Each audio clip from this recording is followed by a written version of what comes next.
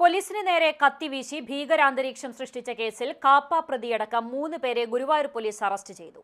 വടക്കേക്കാട് കല്ലൂർ കണ്ടംപുള്ളി അക്ഷയ്, ഒരുമനയൂർ ഒറ്റത്തെങ്ങ് കോറോട്ട് നിതുൽ, വടക്കേക്കാട് കല്ലൂർ പ്രദീപ് എന്നിവരെയാണ് Guruvayur police SHO C പ്രേമാനന്ദകൃഷ്ണന്റെ നിർദ്ദേശപ്രകാരം SI അനുരാജും സംഘവും അറസ്റ്റ് ചെയ്തത്.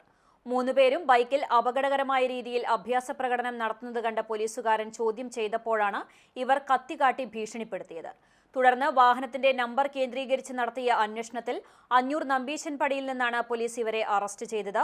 പിടികൂടാൻ എത്തിയ പോലീസുകാർക്ക് നേരെയും ഇവർ കത്തികാട്ടി ഏറെ നേരം ഭീകരാന്തരീക്ഷം സൃഷ്ടിച്ചു. പോലീസ് സാഹസികമായാണ് ഇവരെ കീഴടക്കിയത്. ജില്ലയിൽ പ്രവേശന വിലക്കുള്ള കാപ്പ കേസിലെ പ്രതിയാണ് അക്ഷയ്. വടക്കേക്കാട് പോലീസ് സ്റ്റേഷനിലെ റൌഡി ലിസ്റ്റിൽ ഉൾപ്പെട്ട ഇയാൾക്കെതിരെ ജില്ലയിലെ വിവിധ സ്റ്റേഷനുകളിൽ കേസുകളുണ്ട്.